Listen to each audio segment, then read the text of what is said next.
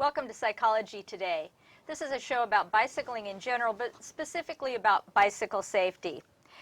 You know, Beaverton has fun events all summer long, and there's a real fun event coming up on June 24th, and it's called the Sunday Trailways. So we're going to learn about that this evening. We've got Bob Wayt, the Director of Communications and Outreach at the Tualatin Hills Park and Recreation District, and also joining us is Debra Fife, who's the event coordinator. So we'll learn a lot about that event, and I think you're going to be enticed to come out and on that event. Our second segment is Washington County Commissioner Dick Schouten, and certainly he's kind of got an overview of that event as well, but he's going to talk to us about bicycling because he's a bicycle advocate. In fact, he rode to the show. So he's been a guest on our show before, but we're going to find out what is new in his life as far as cycling in Washington County. And I want to thank our crew of volunteers that makes the show possible. Without them, we wouldn't be here. So thank you, and thank you viewers for joining us. Let's meet our guests. We've got Bob Wayt here, and he's the Director of Communications and Outreach of Tualatin Hills Park and Recreation, and then Debra Fife, who's among a lot of other things, but tonight we're just going to focus on the Sunday Trailways, and she's the event organizer on that. So welcome to Psychology Today. Thank you. Thank you very much for having us. Bob, I'm going to start with you. Why don't you tell us a little bit about your bicycling experiences and a little bit about yourself? Oh, you bet.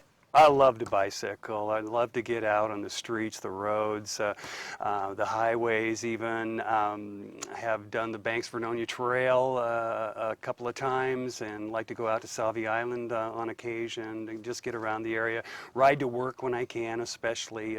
I must say I'm more of a fair weather type bicyclist, so I love to do it during the summertime more than the cooler months. But it's a great activity. I want to do it as long as I possibly can. That's a great thing about bicycling. It's Yes. often something you can do. And Deb, how about you? I definitely love to bike too, but like Bob is talking about going all the way to Salvie Island, I'm really a neighborhood biker. I love to get on my bike and just cruise around the neighborhood and see what's new with my neighbors and friends that are local. I really don't enjoy sharing the road so much with cars, so something like Sunday Trailways is perfect for me. Yeah. But I really, for me, it's about relaxing. It's a time when I'm not in a big hurry to go somewhere. And yesterday I was out biking and I saw this old, I think they're called international.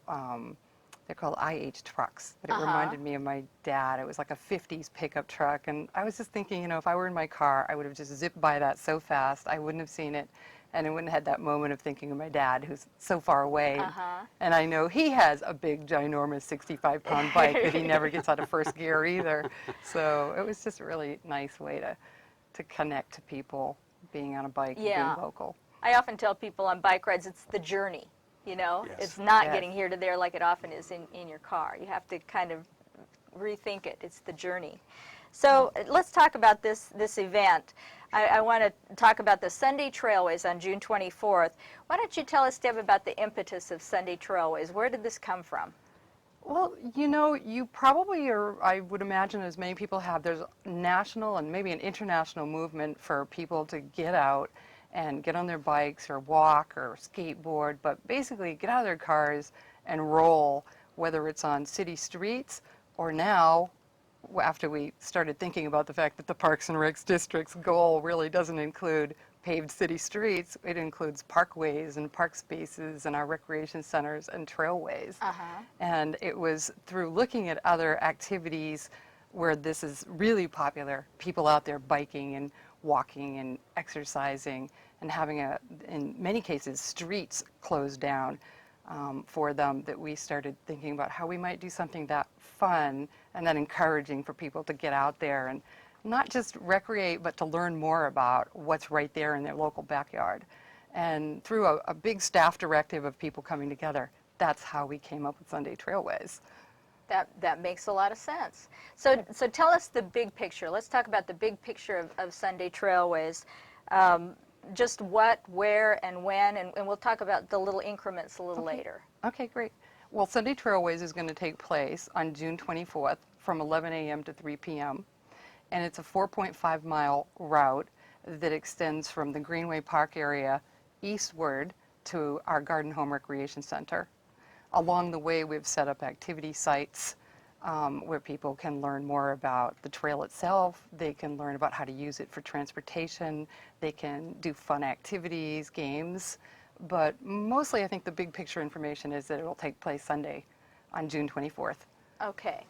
And, oh, go ahead. Oh, I was Sorry. just going to say, there's just such a huge variety of activities that Deb has planned for that day. I think people are really going to be pleased because it's really family and people friendly, and a lot of opportunities, whether it be for children or for adults too. Really interesting activities. So just check them out and see what you like at one point in the trail, and then maybe move on after a while to another point in the trail. So it's all about just kind of celebrating the trail and what all it brings to the people of this area, and just having fun. Sounds like a nice introduction to people that maybe haven't gotten out there to see it yet, that you'll help them learn. And like we were just talking about, that it's not getting from point A to point B, it's what's all along the way to explore. Exactly. Right. One of the great things, attributes of this particular event is it's going to make more people aware of the THPRD trail system. It's pretty extensive. We have 60 miles of trails in the Beaverton area, and 45 miles of those are paved. And of course, the Fano Creek Trail is one of the very most popular, best known trail systems that we have here. And so it was a natural when Deb started this event to focus on the Fano Creek Trail this year, because it really provides access to some of the more beautiful areas of Beaverton. And it's flat, it's paved, it's easy to get around in or around on, whether you're walking, you're jogging, whether you're bicycling, of course, or in a wheelchair too. It's friendly to all. To all. Yes. Well, let's talk about some of these smaller components, because you've got different activities, as you said, and some of them a very specific schedule, like this is going to happen at this time at this location. So let's talk about a little bit of that. Deb, we've got the Garden Home Recreation Center. What's going on there?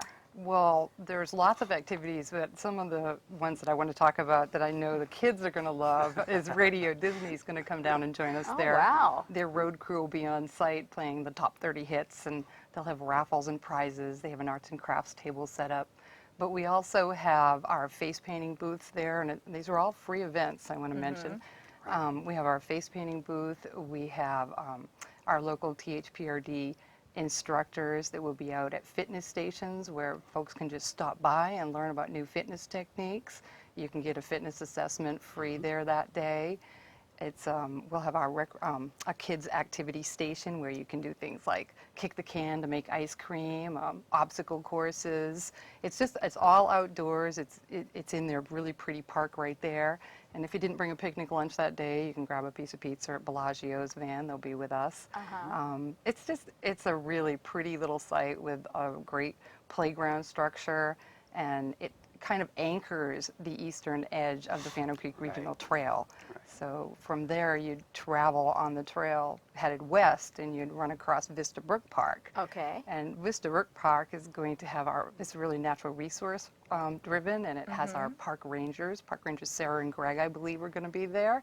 And they'll have binoculars out and be taking questions and pointing out birds and local plant wildlife. Our natural resources division just chock full of incredibly educated and caring and folks that just like to engage people with natural resources. But we'll also have our recreation mobile there. And the rec mobile is a mobile unit that's just been stockpiled with all kinds of games and activities that kids like. And our staff will be there bringing kids out, playing games, having fun. We'll have some historians there talking about the Oregon Railway right-of-way. And again, it's just a really lovely picnic spot. That one does not have a food vendor at it, so that's a great place. It'll be quieter. There'll be extra picnic tables set up in the area for people crossing, so people can feel very safe on this day about being there. And we're going to come down to the 105th area, and I'll let Bob tell you about that. Okay. Well, sure. this past January, we finished up a new half-mile link in the Fano Creek Trail. In fact, it is really notable for us because it completed the Fano Creek Trail within our THPRD boundaries. But this is a really nice section of trail that basically connects the Allen Boulevard, Shoals Ferry Road area with Denny Road. That was what we called a missing link before. You know, people would come to those different points in the trail and, well, where do we go now? Well, the missing link has been filled in, and so what we are going to do as part of Sunday Trailways is to dedicate that new half-mile section to celebrate its existence now, and it's getting good usage since it's been finished, and so we will have that dedication featuring some remarks by dignitaries, Park District officials, as well as elected officials. I know Dick Schouten is planning to be there. Denny Doyle is the mayor of Beaverton is planning to speak, and we'll have free frisbees available for people to enjoy, and then we want to do a kind of a unique ribbon cutting ceremony too. Instead of actually bringing out the scissors to cut the ribbon, we'll have people walk and ride through the ribbon. And then they can just go from that spot at the end of 105th Avenue. They can just go right onto the trail and see what a nice section of new trail. It really is beautiful. Again, nice and flat and paved. Goes through forested areas, some wetlands and bridges to cross. Those who have been on it, and I know that bicyclists have used it as well as walkers and runners. The feedback has been very, very good. It sounds really nice. It is really nice. I know it's only a half-mile section and it seems really small, but it's a really important link because it does connect those two ends that before, we kind of had that missing piece. Well, there's nothing worse. And back to you, Deb. The Fano farmhouse. What goes on there? Yeah, the Fano farmhouse was built in 1859 by a pioneer family, and that's a beautiful little spot where we're going to have some extra picnic tables out, but we'll also have local historians in period costumes on site who will be telling about the history of that area, and our THPRD staff facilities manager of Fano Farmhouse will be giving tours. If you haven't, a lot of people, it's tucked away a little bit, away from main roads, and people may not even know it's there. And it's really important part of our history in this region, and it's a beautiful spot. So I really encourage people to cross the bridge as they come down into Greenway Park. And we'll sign all of this so that people can easily find it, and of course trail maps will be out there. But yeah, and it's one of the very oldest homes, if not the oldest buildings in all of Washington County. So, and again, we're not certain that many people in the area are aware of it. So that's another great thing about the event is it's going to bring more people up close to and personal to it and to enjoy it. This is quite an adventure you've got planned out then. And it's not over yet. She's got more to tell you about. The Coal Wetlands at Greenway Park. Coal Center Wetlands, yes. At Coal Center Wetlands, again, as you can imagine, down here in the Greenway Park region and all of the trail, this is really natural resources driven. So at the Coal Center Wetlands, we're going to have our nature mobile out there, and our nature mobile, like our rec mobiles that are mobile units staffed with games and activities, our nature mobile has been set up so that we can provide education and fun experiences for the public around natural resources. And so both kids and adults love this area. THPRD staff, nature educators will be on site, and people can pick their brains, and they have very big brains and lots of it, so we encourage them to do that. But I know park ranger Kyle's going to be in this area, and they really are great at encouraging people to connect to nature by directly touching the fur and the feathers that we have in our environment, our natural environment. And because we're so close to the wetlands, I'm sure they've been doing quite a project with an invasive turtle species. Exactly. And I'm sure Snapping that turtles. aquatics and snapping turtles will come up. I don't know if there'll be any visible, but I wouldn't be surprised. So that's going to be a real treat for people. Whether you know much about the natural resources in this area, you are going to love visiting with the folks at our Nature Mobile. No doubt. Yeah, it's always special to be able to give kids, especially in a suburban area like Beaverton. Maybe they don't have the kind of access to wildlife and habitats that people and kids who live out in the country may have. And so that's what the Nature Mobile does, as Deb indicated, that it really brings those experiences to the kids so that they can see birds, and they can touch animal pelts and furs, you know, the type of thing that they ordinarily wouldn't be able to experience. Wow, and to think school will probably be out, and here this is a whole day of learning, it sounds like. Right. I mean, we do have a great staff Yeah. of environmental educators. That's what they do, and they really love working with kids. But adults too. I mean, our adult population can certainly learn as well from what our environmental educators do. Now there's one last Greenway Park. The Deb? Greenway Park runs about a mile between Hall and Shoals Ferry, and it's just a stunning park. And so anchoring at the south end, it's kind of centering Greenway, and you can go beyond it, but anchoring that south end of this particular route of activities, we're going to have, again, there'll be a food vendor on site here, so that if you didn't bring your picnic basket, you can stop in there. But we're going to have another one of our recreation mobiles set up down there, and staff will be out playing games and activities with kids. We have a number of community partners, our neighborhood associations that will be joining us in that area. And a lot of trails information. I was will be going to available, say, too. our Trails Advisory Committee will be staffing a booth there, Right. and they're the best people to talk to about all of the trails, because they've been instrumental in helping to develop the planning and Right. all the structure behind those. So they'll have trail maps for people and information to share about that.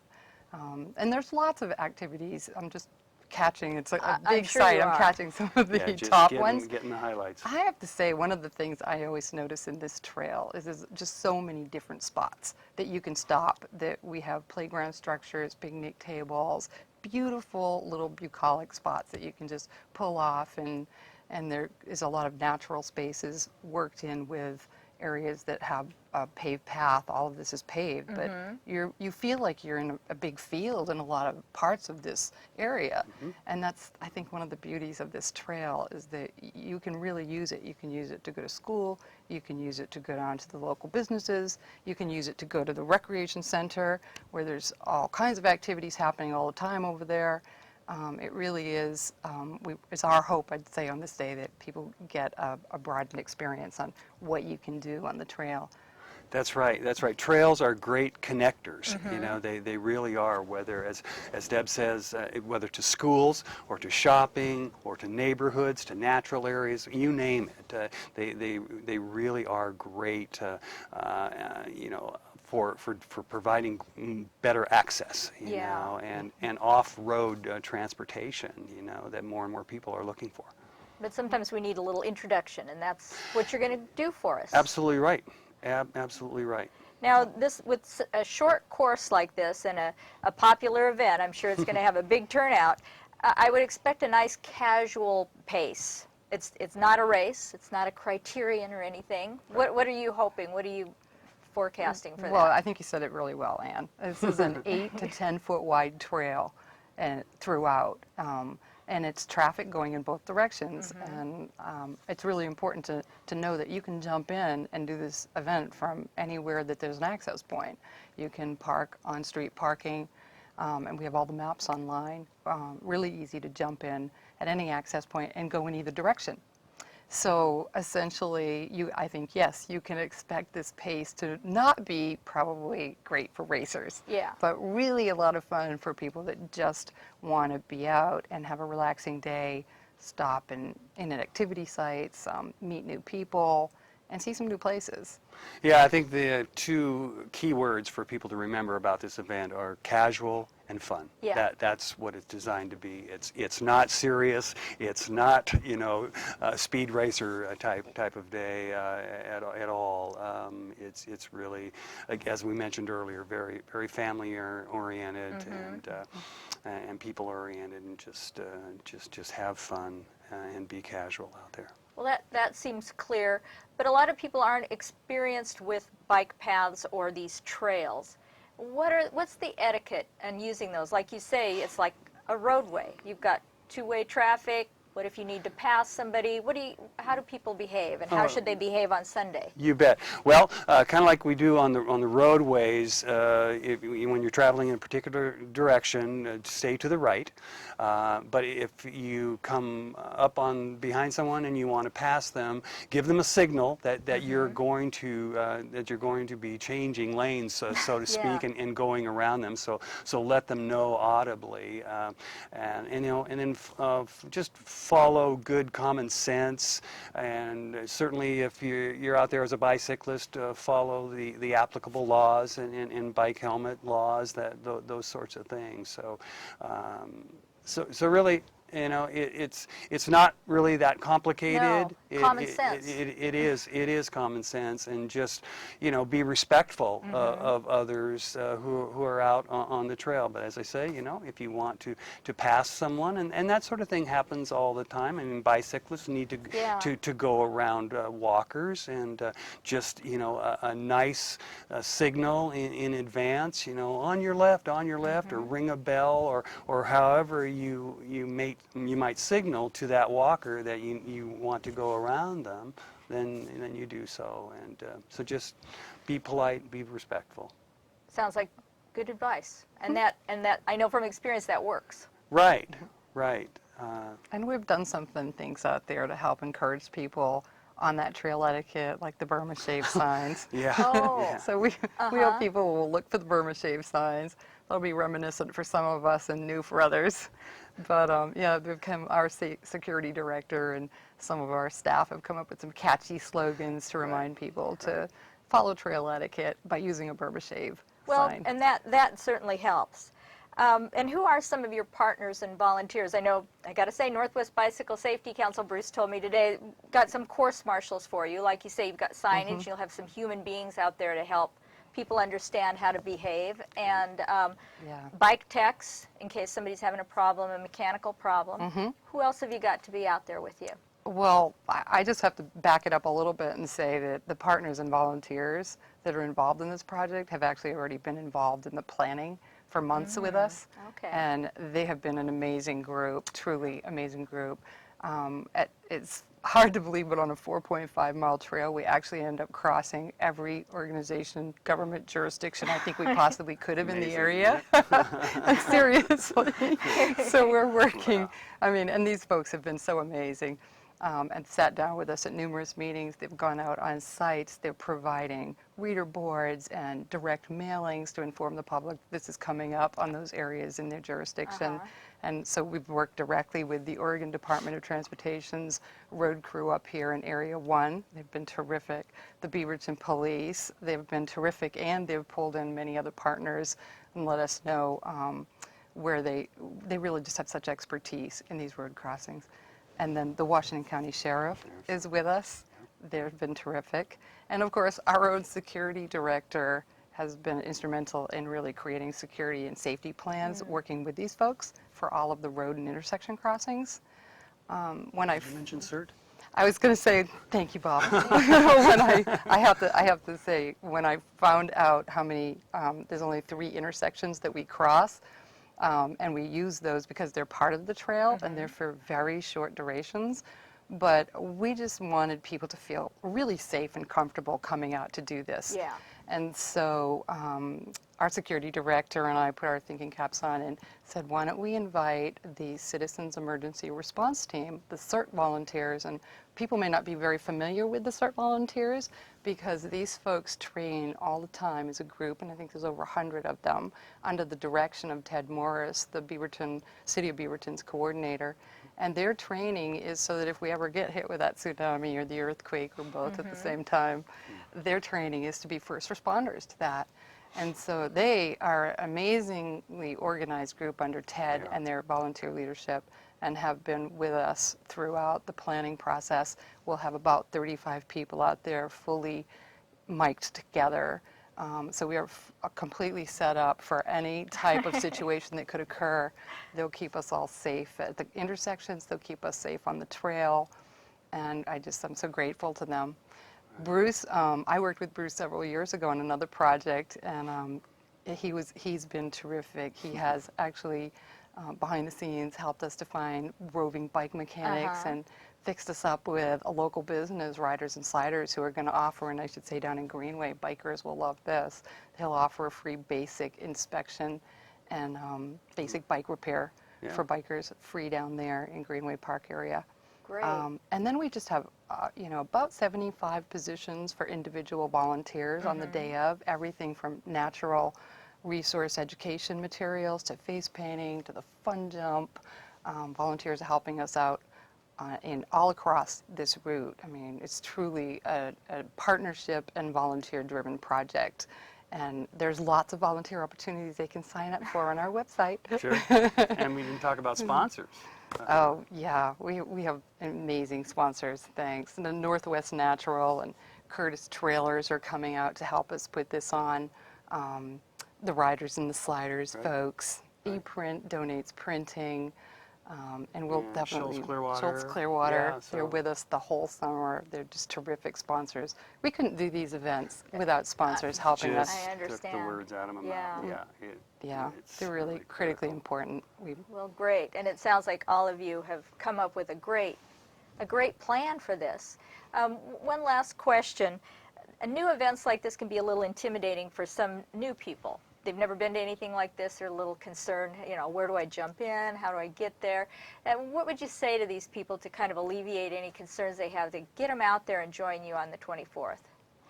Well, I would say just go to our website and look up the information about the event and look at the map and see the different activities that Deb has talked about that are available that day, and just pick out the things that you like to have fun, and then go to that spot on the trail that day, and just relax and have fun with it, because this event is all about fun and community building, and doing something nice on what we hope is pleasant weather on a Sunday afternoon. So that's what I would say, is just educate yourself a little bit more about what it is, and just go to the website. That will help a lot. And then just make a little plan for what you want to do that day. Deb, Yep, anything I was going to say add? all of our contact information is on there, and we'd love to hear from people. We'd love to hear from people if they like this idea and they want us to do it again after they've done the project. But I think that all of the partners I mentioned that have been so important, the safety folks, I think people can feel really supported on this ride, and know that they have a lot of organizations and individuals out there making sure that they have a great time. Yeah, that's a really good point. Is we take safety really, really seriously in the Park District, and Deb has put together an event that is really going to emphasize that to a great degree. So appreciate the question, because I do understand, first time for any event, there can be a little bit of apprehension there. Is it safe for me, for my children? And I think we're going to do our very utmost to make it a safe and very pleasant experience for you. It really sounds awesome, and you touched upon wearing helmets, that you'd encourage people to be wearing helmets if they're doing something that rolls, and you can walk it, you can roll on it with a wheelchair to a bicycle, and it's definitely a family activity and lots of fun family things to do. Might want to bring something to eat and enjoy a picnic lunch somewhere. It really sounds awesome. I can't believe all the planning you guys have done. So I'd really encourage our viewers to try it. And those of you who have participated in Northwest Bicycle Safety Council bike fairs, kids, this is a chance for you to use what you learned at the bike fair out on these trails and have a little exploring, adventuresome day. Thanks for joining us. Thank you very much. Thanks for having us. And Thank you. best of luck with this event. I'm sure it'll be great. Well, good. Thank you. It's like- We hope you can come out and join us on the 24th. Okay, well, I'd sure like to. All right. Well, thanks again for joining us. We're going to watch a video now from Northwest Bicycle Safety Council's Beaverton Banks and Beyond Bicycle Tour. This is the 2011 edition, which last year was a great day of riding. We're going to do it again in 2012 on August 25th. Please come out and join us. Watch this video and set the goal. Start training. In a couple of months, you'll be good to go. Sign up to do this now. So watch this video, and I'm sure you'll want to join us on August 25th.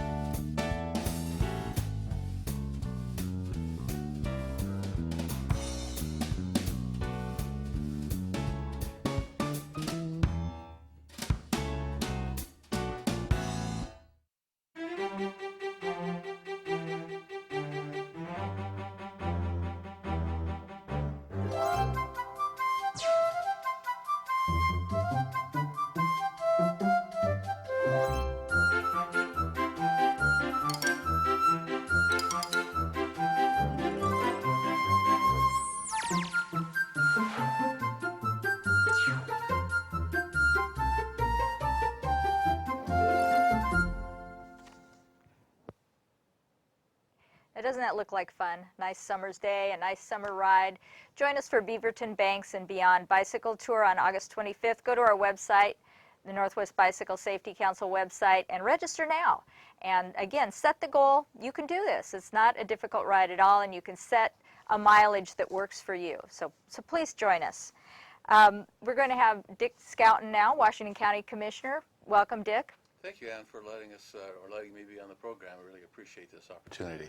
Well, thanks. You've been here before, and so we appreciate having you come back. And congratulations on being elected Washington County Commissioner again. Thank you. Yeah, I'm glad that's done. I bet. I got a good, strong win, and we talked about a lot of issues, but certainly we talked about bicycle issues a little bit, and I'm certainly strongly identified with that, so I feel very encouraged that I got a strong win. I think, among other things, it vindicates the work that I've done on bicycle projects, working with the community. So I feel really pleased, and we've got 4 years to get some real good work done as far as bicycles are concerned. And Well, I'm sure that's true, that people believe in what you've got going on. Tell us again about your bicycle advocacy and your history with bicycling. As I said earlier, you rode here tonight, so you definitely do it. Well, right now I think the focus is on the Major Street Transportation Improvement Program, sometimes called MSTIP. And I'll use that acronym if that will work, but it's the Major Street Transportation Improvement Program that the voters had approved a number of times back in the 1990s, and then eventually through another vote by the voters, those property tax dollars got rolled into our permanent tax rate. And since then, we have used those dollars for transportation in Washington County. And what's really exciting about this next generation of MSTIP is that the board has decided they want to set $5 million off to one side for standalone bike and walking pedestrian projects. And very exciting. And I think what we're looking at is we're looking at $5 million for those kinds of modes of transportation. We're going to be looking for that money to be seriously leveraged by other organizations such as the Tualatin Hills Park and Rec District, the City of Beaverton, City of Hillsborough, and anyone else that's in the transportation business. We're looking to take that money, it's called the Opportunity Fund, and leverage it, as I mentioned, try to be as synergistic with the money that we do spend on bike and ped to transit.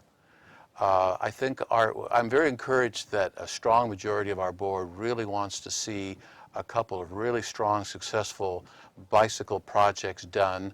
And as I said, they want to see something leveraged. They want to see a strong connection with transit.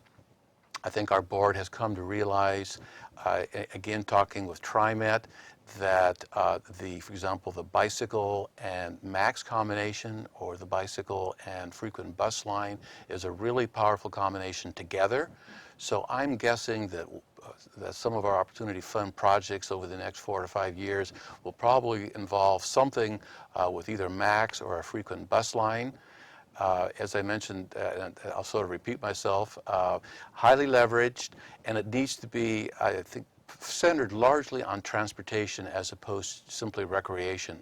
And heavy use, something that at the end of the day, when we've spent this money and we open up these projects, the community will say, that's really hugely successful and we should be doing more of these.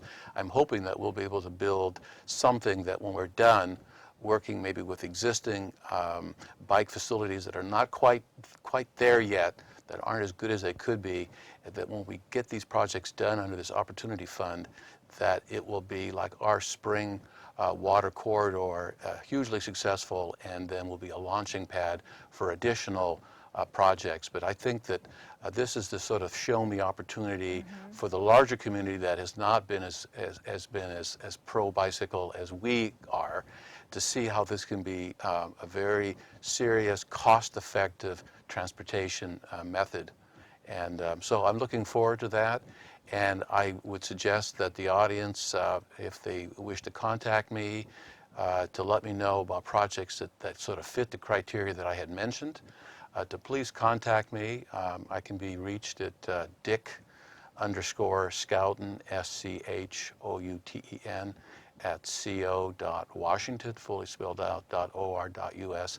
If you have any projects you think that might be good from a bicycle and pedestrian standpoint, that will really be successful from the $5 million that we're carving out of our latest round of major street transportation improvement program, MSTIP, please let me know. We're going to be starting this new round of transportation dollar funding in the summer of next year. It's going to be a 5-year program, so somewhere in there, preferably earlier, closer to 13 than to 2018, I want to see us fund and build some great projects from that $5 million. Boy, that is really exciting, and how fortunate Washington County was to be foresighted to have these monies, because a lot of counties are just saying, whoosh, you're out, there's no money. Well, that we can thank the voters initially for, first approving this program, and the board has in the years since it got rolled into the permanent tax rate, again, as I mentioned, by the voters, it gives us an opportunity to spend about $25 or $30 million every year on transportation improvements in the county. And of course, we're a rapidly growing county, strong economic driver for the state, so transportation is a big piece of this.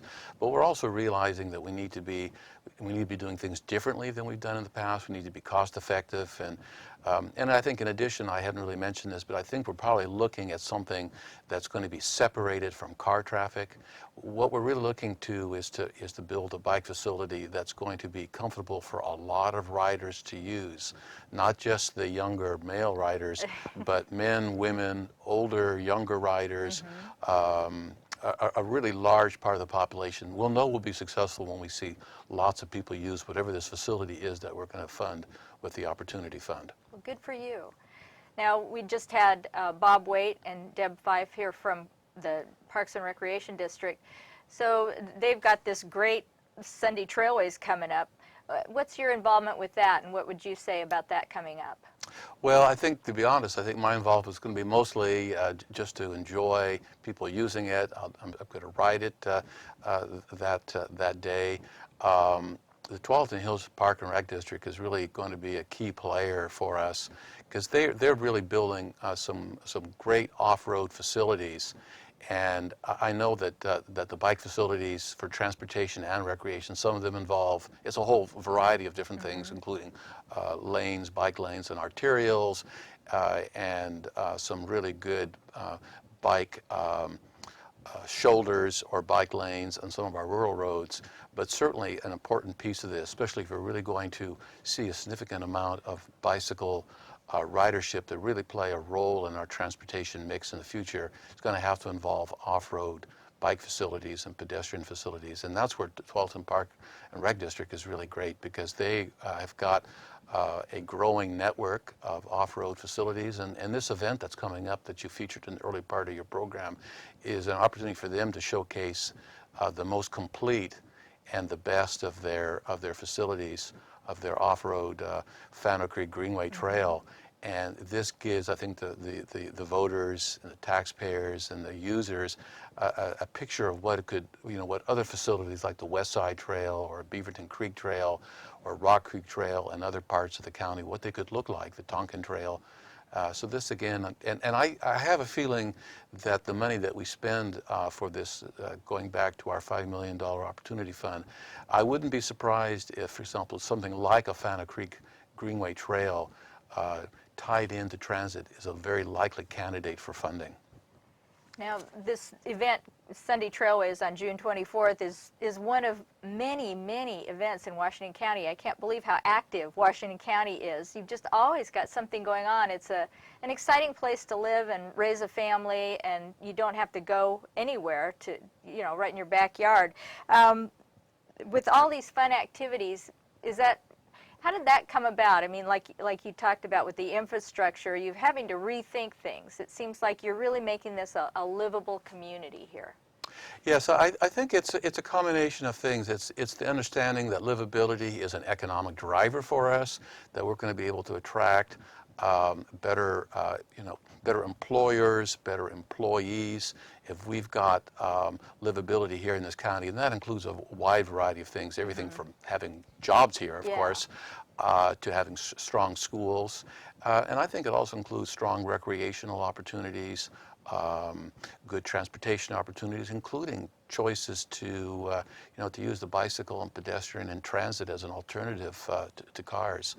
Uh, we simply will not be able to do everything that we want to do Sure. and have a strong community if we're going to rely exclusively on automobiles. So we have been making steps along with the rest of the region to have choices and alternatives for people, and I'm very convinced that that bike facilities like off-road trails and key bike lanes in conjunction with transit is a very powerful way for us to actually meet recreational as well as transportation needs. But pretty exciting stuff. And of course, there's the Banks-Vinoya Trail, which is a great recreational opportunity. And I think our county also realizes in the last couple of years, particularly our Washington County Visitors Association, that there is a strong interest from visitors abroad and from other parts of the country to want to visit our farm country, visit the wineries, enjoy the incredible scenery. And again, they can do that in part if we can build more bike facilities for them, strong bike lanes or shoulder facilities that'll make them feel comfortable using some of these rural roads. All great opportunities for us. You're right. I mean, as a cyclist myself, I know people want to come to Washington County to ride because it is so beautiful. The terrain is varied. There's just so much to see. So, and you just have a lot going on anymore. Now, we talked about some of the activities. I know that one of the activities coming up this summer is the Washington County Fair, and that's always a kind of a traditional event for people to go to. What's going on there regarding bicycling? Well, we're just kicking around some ideas, so I'd love to get input from your viewers and, of course, from other sources in the next few weeks. We're looking to be as bike-friendly in terms of getting to the fair as possible. The fairgrounds are a relatively short distance on foot or by bicycle from the Fairplex Max Station. And of course, there's other ways to get to the fairgrounds as well from Hillsborough. There's a couple of nice trails, off-road trails that sort of wend their way through the green spaces, open space in the fairgrounds.